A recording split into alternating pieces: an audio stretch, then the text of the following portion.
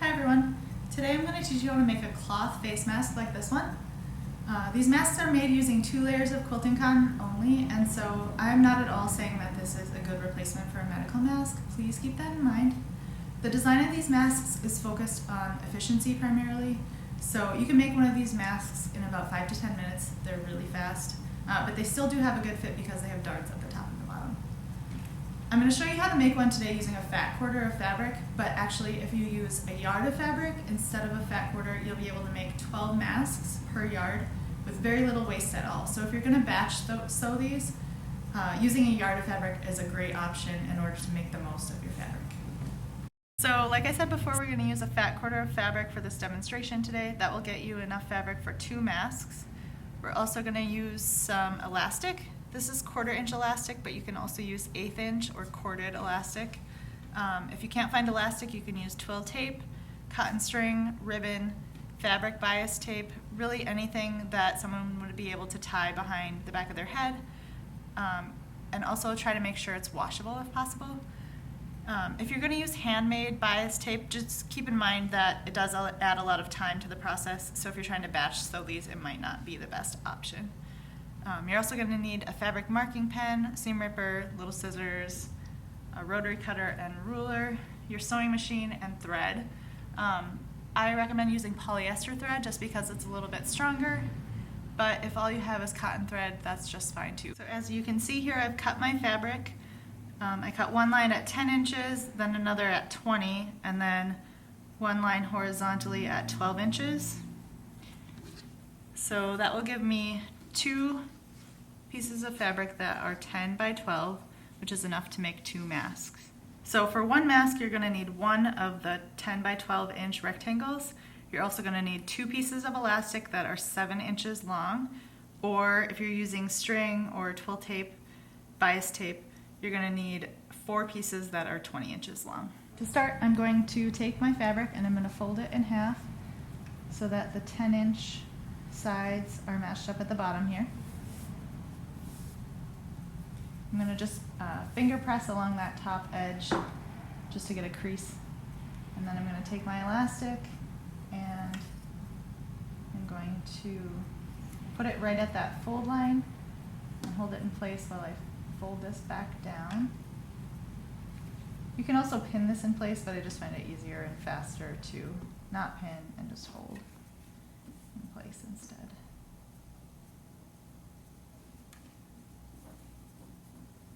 Okay, so my elastic is up here at the top.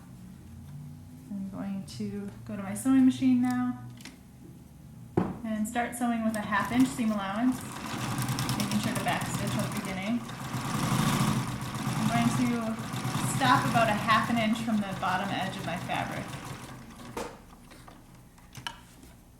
And then you want to make sure that your needle is in the down position here, so when you pivot, your fabric stays in place. So then I'm going to take the other edge of my elastic, which is inside my fabric right now.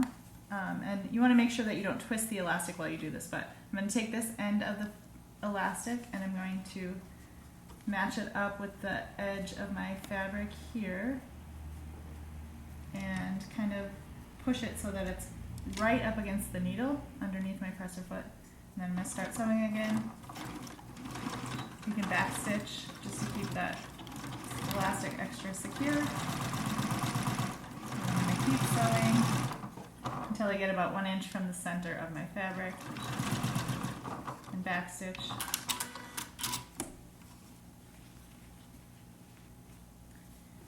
Then I'm going to do the same thing on the opposite side of my fabric. So I'm going to open it up, place my elastic right at that fold line with the edge matching the edge of my fabric here. So my elastic's up here. I'm going to take this, place it under my presser foot, and sew with a 1/2 inch seam allowance again. Back stitching.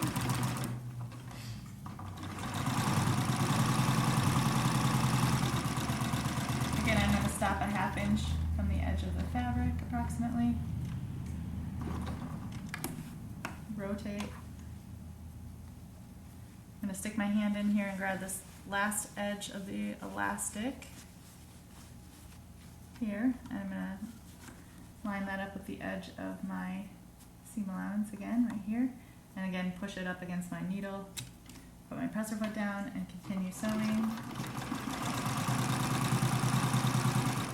And we want to leave about a 2-inch gap here. So I'm just going to stop sewing about 2 inches from the beginning of this seam and backstitch. Then I'm going to turn this fabric right side out.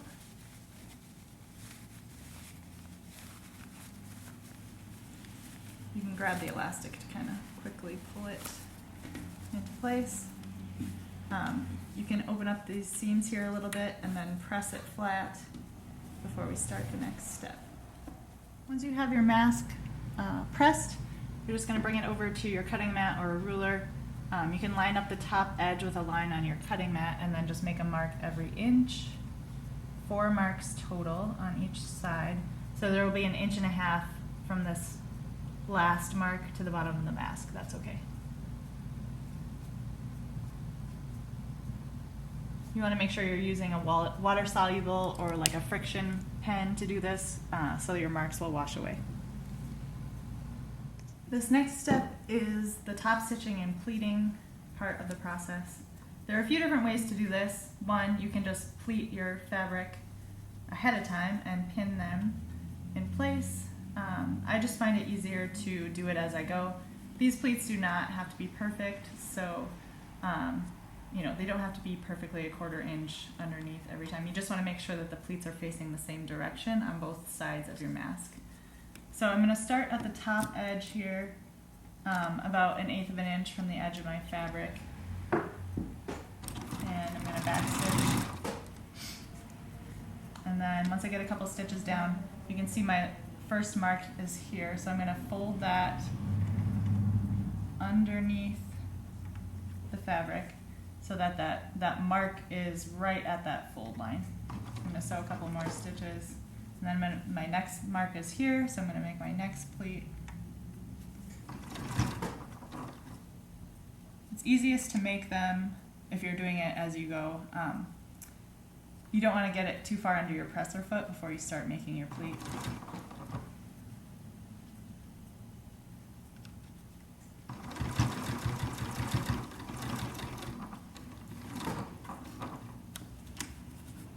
Rotate, just top stitch along this long edge.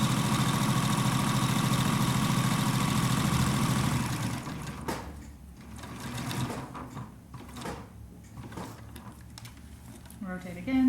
So for this side, I'm going to compare it to this side of the mask. So this first pleat is going to have to go the opposite direction. So my mark here is going to have to go underneath the presser foot.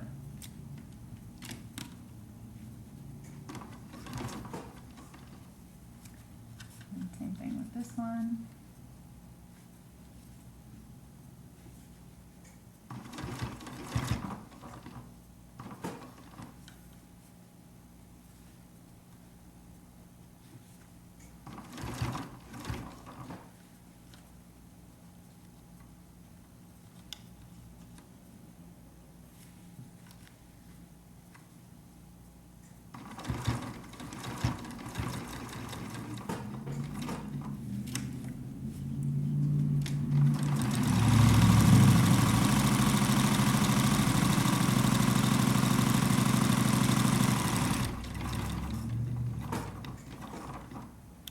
Once I get back to the beginning, I'm just going to go around one more time for added durability.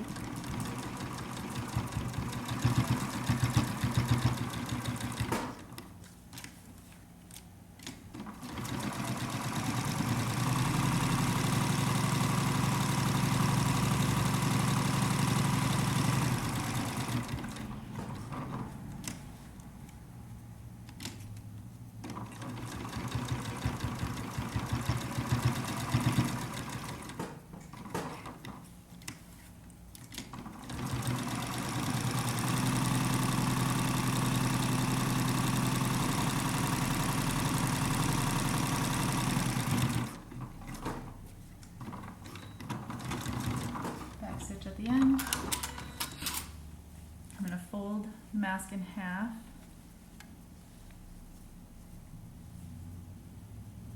I'm going to make a few marks.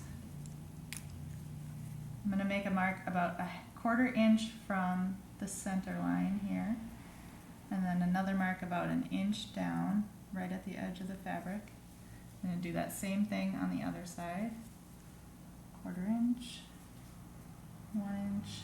Again, this is just, you don't have to actually measure, just estimates are fine. So now I'm going to sew from this 1/4 inch away line to this point right along the edge of my fold line. Back stitch at the beginning and the end.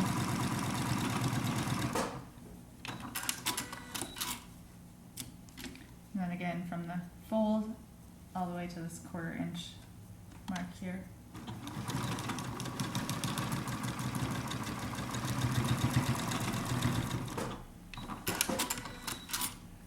And then you have your darts.